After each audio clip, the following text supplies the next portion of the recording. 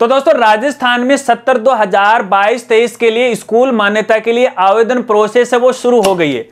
नवीन विद्यालय मान्यता, विद्यालय क्रमोन्नति, अतिरिक्त विषय, अतिरिक्त संकाय, अतिरिक्त माध्यम, नाम परिवर्तन, स्थान परिवर्तन, भवन परिवर्तन के लिए आवेदन प्रोसेस की शुरुआत हो गई है। इस वीडियो में मैं आपको स्कूल मान्यता से संबंधित नियमों के बारे में जानकारी बताऊंगा, डॉक्यूमेंट के बारे में बताऊंगा, आवेदन प्रोसेस है, आवेदन फीस के बारे में बताऊंगा। तो मेरे साथ है वो आप बने रहे। नमस्कार साथियों, मैं हूं आपका अपना साथी राजगुरु जी और आप देख रहे हैं राज स्कूल हेल्प यूट्यूब चैनल। तो चलिए वीडियो को शुरू करते हैं। तो दोस्तों राजस्थान में शिक्षा विभाग ने 70/2022-23 के लिए स्कूल की विभिन्न प्रकार की मान्यताओं के लिए आवेदन प्रोसेस की शुरुआत कर दी है और इस बार 70/2022-23 की मान्यताओं के नियमों में शिक्षा विभाग ने बड़ा फेरबदल किया। उन नियमों के बारे में तो इस वीडियो में मैं आपको जानकारी देने वाला हूं, लेकिन वीडियो में आगे बढ़ने से पहले एक छोटी और जानकारी आपको दूंगा। देखिए यहां पर मैं नियमों के बारे में मोटे तौर पे आपको जानकारी दूंगा। हो सकता है कि कुछ बातें मान्यताओं से संबंधित आपके दिमाग में फिट नहीं बैठे या समझ में नहीं आए, तो इसके लिए मैंने एक पीडीएफ फाइल है वो बना रखी है जिसको आप हमारी वेबसाइट पे विजिट करके डाउनलोड कर सकते हैं। और हमारी वेबसाइट का नाम है www.rajguruji.com। प्राइवेट स्कूल का मेनू मिलेगा, वहां से जाके डाउनलोड कर लीजिएगा। उस पीडीएफ फाइल में मान्यता से संबंधित मैंने साधारण भाषा में आपको समझाया, नियमों के बारे में और उपनियमों के बारे में सब कुछ जानकारी उसमें मिल जाएगी। डाउनलोड कीजिएगा और आराम से वो समझ लीजिएगा। पीडीएफ फाइल पढ़ने के बाद आपको किसी से कुछ पूछने की जरूरत नहीं होगी। इसके अलावा देखिए, हर साल मैं इन मान्यताओं से संबंधित वीडियो के माध्यम से जानकारी देता हूं। जो पिछले जो वीडियो उन सभी वीडियो का लिंक है वीडियो के डिस्क्रिप्शन में आपको मिलेगा, सभी वीडियो को देखना।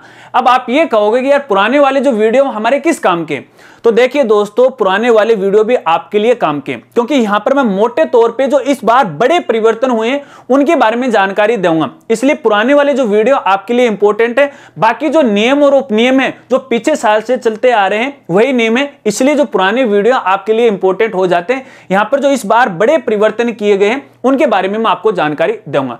चलिए तो बात करते हैं अपन 70/2022-23 की मान्यताओं के लिए। और सबसे पहले उन साथियों के लिए बात करेंगे जिनको कुछ भी नहीं पता है कि आखिरकार नई स्कूल की मान्यता के लिए रजिस्ट्रेशन कहां से और कैसे किया जाएगा। बात करते हैं आवेदन प्रोसेस की। तो देखिए दोस्तों, राजस्थान के अंदर प्राइवेट स्कूलों के लिए पोर्टल की शुरुआत कर रखी है जिसका नाम है पीएसपी पोर्टल। इसी पीएसपी पोर्टल की मदद से आपको नवीन स्कूल की मान्यता के लिए आवेदन करना पड़ेगा, ठीक है। और पुराने वाले जो साथी हैं वो तो पीएसपी पोर्टल के बारे में अच्छी तरह से जानते हैं, उनको भी इसी पीएसपी पोर्टल के माध्यम से पुराने वाले जो कोड हैं उनके माध्यम से आवेदन करना पड़ेगा। जो साथी कक्षा 1 से 5 और कक्षा 1 से 8 तक स्कूल की मान्यता के लिए आवेदन करना है तो वो पीएसपी पोर्टल पर सबसे पहले रजिस्ट्रेशन करना पड़ेगा, जहां से आपको एक पीएसपी कोड जनरेट होगा। उसके बाद उस पीएसपी कोड को आपको संभाल कर रखना है और उसी पीएसपी कोड की मदद से आपको ऑनलाइन आवेदन करना। अब यहां पे एक बात और मैं आपको कहूंगा, देखिए इस वीडियो में मैं आपको मान्यता से संबंधित बेसिक जानकारी बता रहा हूं। आवेदन कैसे किया जाता है उसके बारे में नहीं बता रहा हूं, इसके बारे में आगे नई वीडियो में बताऊंगा जब आवेदन शुरू हो जाएंगे। हालांकि पुराने पीछे भी वीडियो मैंने बना रखे हैं, वो वीडियो भी आप देख सकते हो। प्रोसेस सेम की सेम है। जैसे ही आवेदन की शुरुआत हो जाएगी तो इसी वीडियो के डिस्क्रिप्शन में उन सभी वीडियो का लिंक है, नए वाले का 70/2022-23 का मैं प्रोवाइड करवा दूंगा। चलिए, कहने का मतलब है पीएसपी पोर्टल की मदद से आपको ऑनलाइन आवेदन वो करना पड़ेगा और आवेदन करते समय आपको दस्तावेज वो भी अपलोड करने पड़ेंगे जिसके बारे में आगे मैं आपको बता दूंगा। अब बात करते हैं यहां पर डेट की, आखिरकार आवेदन कब से लेके कब तक वो भरे जाएंगे। तो दोस्तों जो आवेदन है वो 7 फरवरी से लेके 6 मार्च 2022 के बीच में भरे जाएंगे सामान्य शुल्क के साथ। इसके बाद 7 मार्च से लेके 21 मार्च 2022 के बीच में लेट फीस के जरिए वो भरे जाएंगे, ठीक है। तो ये रही आवेदन की बात। चलिए अब बात करते हैं अपन भूमि की। और भूमि को लेके हमारे साथियों के सामने कई कंफ्यूजन सबको दूर करूंगा। देखिए इस बार 70/2022-23 की मान्यताओं के लिए शिक्षा विभाग के द्वारा भूमि को लेकर काफी फेरबदल किया गया है और कुछ छूट भी है वो दी गई है। अब ये जो छूट लागू होगी जो आगे मैं आपको बताने वाला हूं, ये केवल नवीन स्कूल की मान्यता पर है वो लागू होगी। जो साथी कक्षा 1 से लेके 5 या फिर कक्षा 1 से लेके 8 तक आवेदन करते हैं उन्हीं पर लागू होंगे। पुराने स्कूल वाले जिनको पहले से ही मान्यता मिली हुई है या फिर अपने विद्यालय को क्रमोन्नत करना चाहते हैं, नाम परिवर्तन, स्थान परिवर्तन, माध्यम परिवर्तन करना चाहते हैं, उन पे लागू नहीं होगी। नवीन विद्यालयों पे प्रारंभिक जो शिक्षा है उन पे ये लागू होगी। भूमि क्या होनी चाहिए नवीन स्कूल वालों के लिए, पहले वो बता देता हूं। देखिए यहां पर शहरी क्षेत्र में और ग्रामीण क्षेत्र में छूट दी गई है, और छूट क्या क्या दी गई है। शहरी क्षेत्र में जो भूमि का जो क्षेत्रफल है वो कम से कम 500 वर्ग मीटर का होना चाहिए। अब देखिए दोस्तों, हर जो साइज है यहां पे वर्ग मीटर में होगी, तो मैं बार बार वर्ग मीटर नहीं बोलूंगा, चाहे वो कमरों की साइज हो चाहे वो भूमि की साइज हो, आप समझ जाना 500 वर्ग मीटर होगी शहरी क्षेत्र में। इसके अलावा ग्रामीण इलाकों में जो आबादी क्षेत्र है वहां पर भी ये 500 मीटर होगी, ठीक है। इसके अलावा जो आबादी वाले जो क्षेत्र हैं ग्रामीण इलाके, उनके लिए जो भूमि होगी वो 2000 मीटर होगी। अब देखिए मक्खी आ रही है कि पता नहीं मुझे, चलो कोई बात नहीं, ऐसा हो जाता है। तो कहने का मतलब है ग्रामीण क्षेत्रों में जो आबादी क्षेत्र है वहां पर 2000 वर्ग मीटर है भूमि की आवश्यकता पड़ेगी, केवल नए स्कूल की रजिस्ट्रेशन के लिए। पुराने वाले जो साथी हैं अपने स्कूल को क्रमोन्नत करना चाहते हैं, उनके लिए पुराने वाले ही नियम लागू हैं, यानी शहरी क्षेत्र के अंदर 1000 वर्ग मीटर की भूमि की आवश्यकता पड़ेगी और गांव के अंदर 4000 वर्ग मीटर की है वो जरूरत पड़ेगी, ठीक है। तो चलिए बात कर लेते हैं कमरों की, यानी कुल कितने कमरे चाहिए और कमरों की साइज है वो क्या होने चाहिए। और दोस्तों मैं यहां पे केवल कक्ष वाले कमरों की बात करूंगा, यानी जहां पर स्टूडेंट अध्ययन करेंगे उन कमरों की बात करूंगा। बाकी जो अतिरिक्त जो कमरे वो तो आपको चाहिए, जैसे प्रिंसिपल रूम हो गया, स्टाफ रूम हो गया, लाइब्रेरी है, भंडार कक्ष है, इस प्रकार के वो तो होने चाहिए। चलिए बात करते हैं यहां पर सबसे पहले 1 से लेके 5 तक के, तो कम से कम 2 कमरे होने चाहिए और कमरों की जो साइज है वो 6 बाई 5 वर्ग मीटर की होनी चाहिए।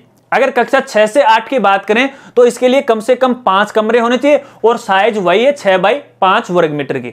अब बात करते हैं अपन माध्यमिक कक्षाओं के लिए, यानी कक्षा 9 से 10 के लिए यदि आप अप्लाई कर रहे हो तो कम से कम 14 कमरे होने चाहिए, और ये जो 14 कमरे वो 2 साइज में होने चाहिए। यहां पे 5 जो कमरे हैं वो 6 बाई 5 के चलेंगे।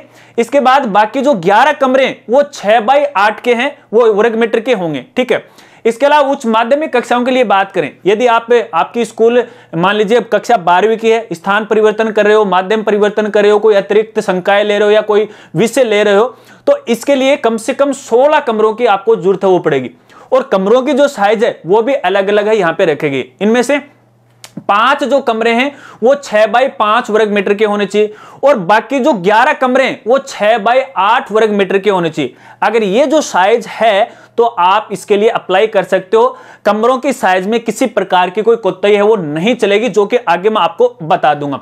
और इसके अलावा दोस्तों यदि मान लीजिए आपके पास पहले से ही कोई माध्यम है, यहां पे मैं उच्च माध्यमिक मान्यताओं के लिए बता रहा हूं, पहले से कोई माध्यम है और अतिरिक्त माध्यम आप लगा रहे हो, अतिरिक्त संकाय की आप मान्यता ले रहे हो, तो इसके अलावा भी आपको भैया 3-3 कमरे हैं वो चाहिए 16 कमरों के अलावा। इस बात को भी आपको यहां पे ध्यान रखना है। चलिए बात कर लेते हैं फीस की। तो दोस्तों जो आवेदन फीस है वो अलग अलग मान्यता के लिए यहाँ पे अलग अलग वो रखी गई है।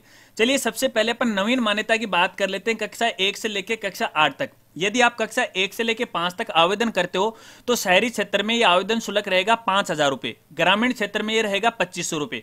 इसके अलावा यदि आप कक्षा 6 से लेकर 8 तक आवेदन करते हो तो शहरी क्षेत्र में आवेदन शुल्क रहेगा 10,000 रुपए और ग्रामीण क्षेत्र में रहेगा ये 5,000 रुपए। इसके अलावा दोस्तों यहाँ पे देखिए बालिका शिक्षा फाउंडेशन की जो राशि रहेगी कक्षा 1 से लेकर 5 तक ग्रामीण और शहरी क्षेत्र दोनों में यहाँ पे 15-15 हजार रुपए आपको देने पड़ेंगे। इसके अलावा यदि आप कक्षा 6 से लेकर 8 तक आवेदन करते हो तो यहाँ पे देखिए शहरी क्षेत्र में बालिका शिक्षा फाउंडेशन की जो राशि रहेगी वो 20,000 रुपए और ग्रामीण क्षेत्र में ये रहेगी 15,000 रुपए। इसके अलावा यहाँ पे जो फिक्स डिपॉजिट की राशि है 1 से 5 तक ग्रामीण और शहरी क्षेत्र में 50-50 हजार रुपए रहेगी। इसके अलावा शहरी क्षेत्र में ये जो फिक्स डिपॉजिट की राशि है कक्षा 6 से लेकर 8 तक वो रहेगी 1-1 लाख रुपए। अब दोस्तों यहां पर भी एक जानकारी आपको देना चाहूंगा, देखिए जो बालिका शिक्षा फाउंडेशन की राशि है और फिक्स डिपॉजिट की जो राशि है ये आपको तभी अदा करनी है जब विभाग के द्वारा आपको मान्यता मिल जाती है, उसके बाद आपको देनी है, पहले आपको नहीं देनी है। पहले केवल आपको आवेदन शुल्क है वो देना है। चलिए अब बात करते हैं माध्यमिक कक्षाओं के लिए। यदि आप कक्षा 9 से लेकर कक्षा 10 के लिए आवेदन करते हो तो शहरी क्षेत्र में आवेदन शुल्क रहेगा 30,000 रुपए, ग्रामीण क्षेत्र में रहेगा 20,000 रुपए। इसके अलावा यदि आप उच्च माध्यमिक कक्षाओं के लिए आवेदन करते हो तो शहरी क्षेत्र में राशि रहेगी 40,000 रुपए और ग्रामीण क्षेत्र में रहेगी 30,000 रुपए। चलिए बालिका शिक्षा फाउंडेशन और फिक्स डिपॉजिट राशि को मैं आपको बता देता हूं। अगर अपन बालिका शिक्षा फाउंडेशन की राशि की बात करें कक्षा 9 से लेकर कक्षा 10 तक तो शहरी क्षेत्र में आपको देना होगा 60,000 रुपए और ग्रामीण क्षेत्र में देना होगा 40,000 रुपए। इसके अलावा कक्षा 11 से लेकर 12 तक के लिए बालिका शिक्षा फाउंडेशन की बात करें तो शहरी क्षेत्र में 1 लाख रुपए और ग्रामीण क्षेत्र में आपको 80,000 रुपए है वो देने पड़ेंगे। इसके अलावा फिक्स डिपॉजिट की अपन बात करें तो कक्षा 9 से लेकर कक्षा 10 के लिए शहरी क्षेत्र के अंदर और ग्रामीण क्षेत्र के अंदर यहाँ पर देखिए जो फिक्स डिपॉजिट की राशि सभी कक्षाओं के लिए आगे मान लीजिए 9 से लेकर 12 तक सेम राशि वो रखी गई है, 3 लाख रुपए की राशि वो रखी गई है। तो कहने का मतलब दोस्तों यही है कि इस तरह की ये जो आवेदन शुल्क है आपको देना पड़ेगा और बालिका शिक्षा फाउंडेशन और फिक्स डिपॉजिट की राशि वो आपको बाद में देना पड़ेगा। अब देखिए दोस्तों यहां पर भी एक जानकारी आपको देना चाहूंगा कि मान लीजिए आप कक्षा 1 से लेकर 8 तक आवेदन करना चाहते हो और मान्यता वर्ष में आप सभी कक्षा एक साथ लगाना चाहते हो, या फिर आप माध्यमिक कक्षाओं के लिए आवेदन करना चाहते हो, 9, 10 एक साथ लगाना चाहते हो, 11 और 12 एक साथ लगाना चाहते हो, तो इसके लिए आवेदन शुल्क के अलावा आपको अतिरिक्त 40,000 रुपए की राशि है वो भी आपको देना पड़ेगा। कहने का मतलब एक साथ कक्षाओं को संचालन के लिए आपको अतिरिक्त 40,000 रुपए की राशि वो देनी पड़ेगी। चलिए अब अपन यहाँ पे बात करते हैं अतिरिक्त माध्यम अगर कोई लेना चाहता है, अतिरिक्त संकाय लेना चाहता है, कोई अतिरिक्त विषय लेना चाहता है, तो उसके लिए आवेदन शुल्क यहाँ पे क्या रखी गई है। तो दोस्तों यहाँ पे देखिए कक्षा 1 से लेकर 5 तक शहरी क्षेत्र में अतिरिक्त माध्यम में मान ली पहले हिंदी मीडियम है, आप अब इंग्लिश मीडियम लेना चाहते हो तो शहरी क्षेत्र में ये 10,000 रुपए और ग्रामीण क्षेत्र में ये 6,000 रुपए रखेगी। इसी तरह से कक्षा 1 से लेकर 8 तक ये 12,000 रुपए रखी गई है शहरी क्षेत्र में और ग्रामीण क्षेत्र में ये 9,000 रुपए रखी गई। और इसी तरह से कक्षा 1 से 10 तक 20,000 रुपए शहरी क्षेत्र में और ग्रामीण क्षेत्र में ये 15,000 रुपए रखी गई। और इसी तरह से ये कक्षा 6 से लेकर 10 तक यदि आप अतिरिक्त माध्यम लेना चाहते हो तो शहरी क्षेत्र में 15,000 रुपए और ग्रामीण क्षेत्र में 10,000 रुपए। 9-10 के लिए 20,000 रुपए शहरी क्षेत्र में और ग्रामीण क्षेत्र में ये 10,000 रुपए। और इसी तरह से कक्षा 1 से लेकर 12 तक यदि आप आवेदन करते हो तो शहरी क्षेत्र में ये फीस रहेगी 40,000 रुपए और ग्रामीण क्षेत्र में रहेगी 20,000 रुपए। यदि आप 6 से लेकर 12 तक आवेदन करना चाहते हो तो फीस रहेगी शहरी क्षेत्र में 30,000 रुपए और ग्रामीण क्षेत्र में रहेगी 15,000 रुपए। और यदि आप कक्षा 11 और 12 के लिए ही आवेदन करना चाहते हो तो शहरी क्षेत्र में 20,000 रुपए और ग्रामीण क्षेत्र में ये राशि रहेगी 10,000 रुपए। इसके अलावा दोस्तों यदि आप कोई अतिरिक्त संकाय लेना चाहते हो, अतिरिक्त विषय लेना चाहते हो तो इसके लिए यहाँ पे देखिए प्रति जो संकाय है शहरी क्षेत्र में 35,000 रुपए आपको देने पड़ेंगे, ग्रामीण क्षेत्र में 25,000 रुपए देने पड़ेंगे। और अतिरिक्त विषय के लिए शहरी क्षेत्र में 10,000 रुपए और ग्रामीण क्षेत्र में आपको 8,000 रुपए प्रति विषय के देने पड़ेंगे। मान लीजिए आप 2 विषयों के लिए अप्लाई कर रहे हो तो 8 दूनी 16,000 रुपए वो आपको एक्स्ट्रा है वो और अदा करने पड़ेंगे। तो ये तो है यहाँ पे अतिरिक्त संकाय और अतिरिक्त माध्यमिक की। चलिए बात करते हैं अपन स्थान परिवर्तन की। यदि आप अपने स्कूल का स्थान परिवर्तन करना चाहते हो या फिर भवन परिवर्तन करना चाहते हो तो देखिए आवेदन शुल्क है वो कुछ इस प्रकार से वो रहने वाली है। तो यहाँ पे देखिए प्राथमिक विद्यालय यानी कक्षा 1 से लेकर 5 तक ये 10,000 रुपए है, कक्षा 6 से लेकर 8 तक 20,000 रुपए है, 9 से 10 40,000 रुपए है और 11 और 12 के लिए 50,000 रुपए। इसके अलावा दोस्तों यहाँ पर भी एक खास बात आपको ध्यान में रखनी है। देखिए ये जो आवेदन शुल्क है ये केवल 2 किलोमीटर की दूरी तक है। इसके बाद यदि आपकी जो दूरी है विद्यालय की पहले वाले से नई दूरी है वो 2 किलोमीटर से ज्यादा हो जाती है तो यहाँ पे आपको एक्स्ट्रा किलोमीटर के हिसाब से आपको पैसे वो देने पड़ेंगे और वो भी आपको प्रति किलोमीटर के हिसाब से वो देने पड़ेंगे। तो यहाँ पे 1 से 5 तक 10,000 रुपए, 1 से 8 तक 20,000 रुपए है, 9 से 10 के लिए 40,000 रुपए है, 11 से 12 के लिए 50,000 रुपए। यदि आप अपने विद्यालय का नाम परिवर्तन करना चाहते हो या माध्यम परिवर्तन करना चाहते हो तो देखिए यहाँ पे कक्षा 1 से लेकर 5 तक तो 10,000 रुपए, 6 से 8 के लिए 20,000 रुपए, 9 से 10 के लिए 40,000 रुपए है और 11 से 12 के लिए 50,000 रुपए है। तो ये जो आवेदन शुल्क है कुछ इस प्रकार से विभाग के द्वारा रखी गई है। तो दोस्तों ये तो रही आवेदन फीस के बारे में जानकारी, शायद आप समझ गए होंगे। तो चलिए बात कर लेते हैं दस्तावेज यानी डॉक्यूमेंट के बारे में, यानी मान्यता के समय आपको कौन कौन से डॉक्यूमेंट की जरूरत पड़ने वाली है। तो दोस्तों इनमें से कुछ डॉक्यूमेंट ऐसे हैं जो आपको ऑनलाइन अपलोड करने पड़ेंगे आवेदन के समय और कुछ डॉक्यूमेंट ऐसे हैं जो फाइल के साथ आपको अटैच करने पड़ेंगे। जब भी जांच दल आएगा तो इन दस्तावेज की वो जांच करेगा। चलिए डॉक्यूमेंट के बारे में आपको बता देता हूं। दोस्तों पहला जो दस्तावेज है वो अपनी सोसाइटी का रजिस्ट्रेशन का प्रमाण पत्र, साथ में संविधान पत्र और साथ में नवीनतम प्रबंध कार्य के सदस्यों की सूची है जो कि 2 साल से ज्यादा पुरानी है वो नहीं होनी चाहिए। इसके अलावा दोस्तों आपके स्कूल का ब्लूप्रिंट यानी नक्शा, और नक्शा है वो पीडब्ल्यूडी अधिकारी से प्रमाणित होना चाहिए, इस बात को आप ध्यान रखना है। और मैप के ऊपर यानी नक्शे के ऊपर आपकी स्कूल का भी नाम होना चाहिए, आपकी सोसाइटी का भी नाम होना चाहिए और आपकी स्कूल की जो भूमि है चाहे वो किराए की हो या फिर खुद संस्था की हो, उसका खसरा नंबर लिखना पड़ेगा। और साथ में उस भूमि के चारों तरफ कौन कौन से वार्ड पड़ते हैं उन वार्ड का नाम भी आपको लिखना पड़ेगा। और साथ में उसी नक्शे के ऊपर आपकी भूमि के चारों तरफ कौन से दूसरे प्लाट पड़ते हैं, यानी किस किस की भूमि पड़ती है, उसका खसरा नंबर है, आसा पासा चारों तरफ का आपको लिखना पड़ेगा। इस बात को आपको ध्यान रखना है। इसके बाद आपके स्कूल का नवीनतम भवन सुरक्षा प्रमाण पत्र जो कि 3 साल से ज्यादा पुराना नहीं होना, आपको इस बात को भी ध्यान रखना। इसके बाद आपके स्कूल के भूमि के सभी दस्तावेज, यानी आपकी स्कूल की जो भूमि है जिस पर आप मान्यता लेने जा रहे हो या पहले से आपने मान्यता ले रखी है, तो उस भूमि के रजिस्टर जो डॉक्यूमेंट है वो होने चाहिए। अगर किराए की है तो रजिस्टर किरायानामा होना चाहिए, ठीक है। और साथ में उस भूमि के दस्तावेज भी होने चाहिए, भले ही वो किराए की क्यों ना हो। अगर आपकी स्कूल की भूमि स्वयं की है या संस्था की है तो भूमि के डॉक्यूमेंट होना चाहिए। और यहां पर एक सबसे बड़ी खास बात, आपके जो स्कूल की भूमि है उसका भू कन्वर्जन होना चाहिए, शैक्षणिक रूपांतरण होना चाहिए, तो ही आप अपने स्कूल की मान्यता के लिए आवेदन कर सकते हैं। अगर शैक्षणिक रूपांतरण नहीं है तो भैया आप आवेदन नहीं कर सकते, और इसके लिए कोई भी छूट है वो नहीं दी गई है। तो इस बारे में कोई भी साथी कमेंट नहीं करेगा, मैंने सिर्फ एक बात कह दी, अगर आपके पास भू कन्वर्जन नहीं है, शैक्षणिक रूपांतरण नहीं है, तो भैया आप आवेदन मत करिएगा। अगर आपको आवेदन करना है तो शैक्षणिक रूपांतरण आपको कराना ही पड़ेगा, चाहे वो गांव की स्कूल हो या फिर वो शहर की स्कूल हो। इस बारे में लेके मुझे कमेंट नहीं करना, क्योंकि बहुत सारे मेरे पास ऐसे कमेंट आते हैं, मैं रिप्लाई नहीं करूंगा तो कोई फायदा नहीं होगा। तो शैक्षणिक रूपांतरण होना जरूरी है। चलिए, इसके बाद दोस्तों आपके स्कूल की आय व्यय का लेखा जोखा पिछले 3 साल का और सीए द्वारा प्रमाणित। अगर आप पहली बार आवेदन करने जा रहे हो, पहली बार रजिस्ट्रेशन करने जा रहे हो अपने स्कूल के लिए, तो आय व्यय की कोई जरूरत नहीं है। अगर आपकी स्कूल को अब तक 3 साल पूरे नहीं है, 1 साल हुआ है या फिर 2 साल हुआ है, तो आपको 2 साल की आय व्यय का लेखा जोखा देना है। अगर आपकी स्कूल काफी पुरानी है, फिर आपको यहां पे 3 साल की आय व्यय का विवरण देना पड़ेगा, अपलोड भी करना पड़ेगा, और सीए द्वारा प्रमाणित डॉक्यूमेंट भी होने चाहिए।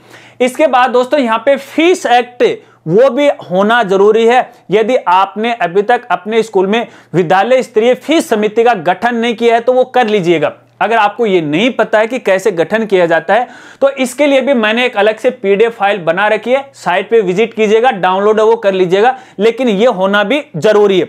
इसके बाद दोस्तों यहाँ पे आपके विद्यालय के खिलाफ कोई भी कानूनी अभियोग नहीं है, उसके बारे में भी एक आपको साधारण प्रमाण पत्र वो देना पड़ेगा कि इस स्कूल पर कोई भी कानूनी कार्रवाई वो नहीं चल रही है। इसके अलावा एक शपथ पत्र निर्धारित प्रारूप के अंदर, जहां पर कक्षा 1 से 5, 1 से 8 माध्यमिक और उच्च माध्यमिक के लिए अलग अलग शपथ पत्र वो दिए गए, वो निर्धारित प्रारूप में होना चाहिए। और शपथ पत्र है हमारी वेबसाइट पर है, आपको मिल जाएगा, प्राइवेट स्कूल सेक्शन में जाएगा, वहां पर मिल जाएगा।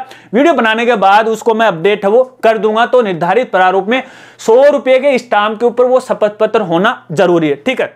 इसके बाद दोस्तों आपके विद्यालय में जितने भी कर्मचारी हैं सबके दस्तावेज होने जरूरी है। इसके बाद यदि आपके स्कूल को अब तक जितनी भी मान्यताएं मिली हैं उन सभी मान्यताओं के दस्तावेज हैं आपके पास होने चाहिए। और ये सभी जो दस्तावेज हैं अपनी सोसाइटी या संस्था के जो सचिव महोदय हैं उनसे प्रमाणित होने चाहिए, तो ये मान्य होंगे, वरना ये मान्य नहीं होगा।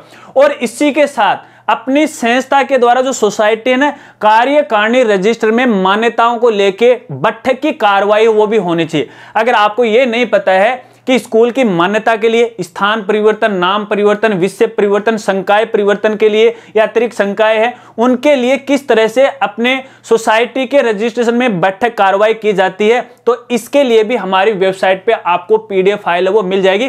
कुछ एक पीडीएफ फाइल नहीं है जो अगले 1 या 2 दिन के अंदर मैं आपके लिए अपडेट है वो कर दूंगा, तो वो पीडीएफ फाइल की मदद से आप कर सकते हैं। अगर आपको कार्रवाई करनी आती है तो आप सीधे तौर से वो कर सकते हैं। तो यही जो डॉक्यूमेंट है, इन डॉक्यूमेंट को आपको तैयार करने, इनमें से कुछ डॉक्यूमेंट आपको ऑनलाइन अपलोड करने पड़ेंगे और कुछ डॉक्यूमेंट है फाइल के साथ लगाने पड़ेंगे। और इसके साथ ही अपने विद्यालय की 5 फोटो लगानी पड़ेंगे, जिसके अंदर एक तो बाहरी व्यू होना चाहिए, एक अंदर का व्यू होना चाहिए, और भी जो व्यू है क्लासरूम है, कक्षा कक्ष है, इनके सारे जो व्यू है वो होने चाहिए। बाकी जानकारी आप दिशा निर्देश में पढ़ सकते हो और दिशा निर्देश भी हमारी वेबसाइट पे आपको मिल जाएंगे। तो ये तो रही डॉक्यूमेंट की बात। चलिए अब बात करते हैं जो इस बार बड़े परिवर्तन किए गए हैं। 2022-23 के लिए शिक्षा विभाग के द्वारा मान्यताओं को लेकर जो बड़े परिवर्तन किए वो आपको बता देता हूं। अब देखिए मैंने यहां पे मेरे आगे रख रखे हैं क्योंकि काफी लंबे चौड़े हैं, तो ऐसे में हर एक चीज मुझे भी याद नहीं रहती है, देख देख के मैं आपको बताने की कोशिश करूंगा। सबसे बड़ा अपडेट इस बार जो किया गया, परिवर्तन किया गया नियमों में। यह परिवर्तन किया गया कि जब निरीक्षण दल आएगा तो आपकी स्कूल की जब वो मान्यता की जांच करने के लिए आएगा तो उस समय वो वीडियोग्राफी करेगा। यानी आपने आवेदन के समय जो आपने कक्षा की जानकारी दी है, जो भूमि की जानकारी दी है, जो बाहरी व्यू की आपने जानकारी दी है, वो 5 मिनट तक की वीडियो रिकॉर्ड करेगा ताकि वो डिपार्टमेंट देखेगा और पता लगाएगा कहीं ऑनलाइन आवेदन में तो कहीं गलत जानकारी तो नहीं दे दी है, तो वीडियोग्राफी करेगा। और साथ साथ में जिस लोकेशन पे आपके स्कूल है उसका अक्षांश और देशांतर है, वो एक छोटी सी मशीन आती है उसमें वो ऐड करेगा एक्चुअल में। इस बार ये बड़ा परिवर्तन किया है। यदि आप स्थान परिवर्तन के लिए अपने आवेदन कर रहे हो तो दोस्तों यहाँ पे आपका पुराना वाला अक्षांश और देशांतर जो कि पहले से आपके पोर्टल पे मौजूद है, और अब की बार जिस स्थान पर आप अपने स्कूल बदलने जा रहे हो उसका अक्षांश और देशांतर आपको ऑनलाइन आवेदन के समय भी ही डालना पड़ेगा। अब यहां से पता लग जाएगा कि आपकी जो स्कूल है वो कितनी दूरी पे, क्योंकि अब तक पहले काफी ऐसी 420 चली थी मान्यताओं को लेके कि स्थान तो था 5 किलोमीटर और इन्होंने किसी ने तो भर दिया 500 मीटर, 1 किलोमीटर, आधा किलोमीटर ना, तो वो 420 यहां से है वो छुप नहीं पाएगी। ठीक है, चलिए इसके बाद एक और सबसे बड़ा इस बार परिवर्तन किया है 2022-23 की मान्यताओं के लिए, और बड़ा परिवर्तन यह किया गया यदि आपके पास अगर आप कक्षा 9 से लेके कक्षा 12 तक एक साथ मान्यता लेना चाहते हो तो वो आप ले सकते हो। यदि निर्धारित प्रारूप में या निर्धारित नियमों के अनुसार सारी व्यवस्थाएं आपके पास हैं, जैसे कमरे हैं, भूमि है, ये सब कुछ आपके पास है, तो भैया आप एक साथ कक्षा 9 से लेके कक्षा 12 तक आप आवेदन वो कर सकते हैं। अब तक ऐसा नहीं था, पहले क्या था आपको अलग अलग लेवल पे आवेदन करना पड़ता था, 1 से 5, फिर 6 से 8, फिर 9 से 10, फिर 11 से 12, इस तरह से आवेदन करना पड़ता। इस बार 9 से 12 एक साथ वो कर सकते हो, बढ़िया ये छूट है वो दी गई है। लेकिन यहां पर ये जो फीस है उसमें परिवर्तन कर दिया। सामान्य जो फीस होगी यहां पे क्या होगी, देखिए शहरी क्षेत्र के लिए यदि आप 9 से 12 के लिए एक साथ लगाना चाहते हैं आवेदन तो शहरी क्षेत्र के लिए 50,000 और ग्रामीण क्षेत्रों के लिए 40,000 रहेगी।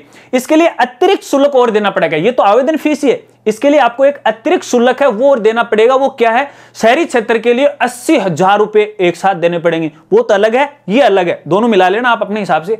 और इसके बाद ग्रामीण क्षेत्र के लिए 60,000 रुपए हैं वो आपको देने पड़ेंगे। अब यार आपको मान्यता लेनी है तो ये देने पड़ेंगे, और वैसे भी आप जैसे एक एक करके आप मान्यता लेता हो तो खर्चा है इससे ज्यादा ही जाता है। बहुत अच्छा है, एक साथ आवेदन है वो आप कर देना। ठीक है, चलिए इसके अलावा आपके विद्यालय का मास्टर प्लान है या नहीं, इसकी जांच है डीओ ऑफिस करेगा। इस बार बड़ा परिवर्तन हुआ है क्योंकि पहले ये बता देता हाँ नियमों के अनुसार हमारे कमरे भी सही हैं, डिजाइन भी सही है, लेकिन मास्टर प्लान के अनुसार जो आपने नक्शा दिया है, जो आपने मैप दिया है, उसके अनुसार आपका मास्टर प्लान है या नहीं अपने स्कूल का, उसकी जांच है, उसका जो प्रमाण है डीओ ऑफिस करने खुद आएगा। वो प्रमाण पत्र निदेशालय वो भेजेगा कि हाँ ये सही है। तो कहने का मतलब जिस प्रकार से नक्शे में आप जानकारी दे रहे हो उसी मास्टर प्लान में आपकी जो डिजाइन है कमरों की वो होनी चाहिए। ठीक है, इसके बाद दोस्तों यहां पे एक और बड़ी चीज जो बेसमेंट है, बेसमेंट के अंदर कक्षा कक्ष को नहीं माना जाएगा।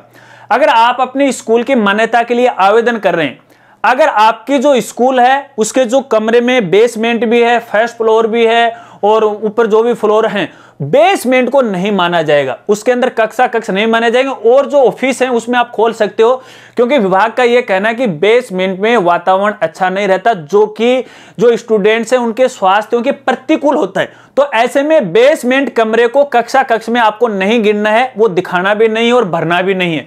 ठीक है, समझ गए होंगे। चलिए इसके बाद दोस्तों यहां पे अगला जो अपडेट इस बार हुआ है कि देखिए जो किराया नाम है वो भी सचिव के नाम से होना चाहिए, अध्यक्ष के नाम से नहीं। हालांकि पहले भी था, लेकिन पहले ऐसा चल जाता था कि अध्यक्ष के नाम से भी बना देते थे, सचिव के नाम से भी बना देते थे, लेकिन इस बार हुआ है कि सचिव के नाम से ही आपको किराया नामा वो बनाना पड़ेगा यदि आपकी जो स्कूल की जो भूमि है वो किराए पे, और किराया नामा भी रजिस्टर्ड होना चाहिए, बगैर रजिस्टर्ड वो नहीं चलेगा। इस बात को भी आपको ध्यान रखना है। दूसरी बात, स्कूल का जो खेल मैदान है वो स्कूल के परिसर में ही होना चाहिए, कहीं दूर नहीं होना चाहिए, और इसकी ज्यादा से ज्यादा जो दूरी है वो 100 मीटर हो सकती है, 100 मीटर से ज्यादा खेल मैदान नहीं होना चाहिए। अगर आपके स्कूल में खेल मैदान नहीं है तो भी मान्यता नहीं मिलेगी। यदि खेल मैदान किराए का है तो रजिस्टर्ड किरायानामा होना चाहिए, और यदि अपनी संस्था का है तो भैया आपको पता कि भू कन्वर्जन है उसका भी होना चाहिए कि ये जो खेल मैदान है शिक्षा के उद्देश्य से शैक्षणिक रूपांतरण है उसका भी होना चाहिए। दोनों की, स्कूल की भूमि का भी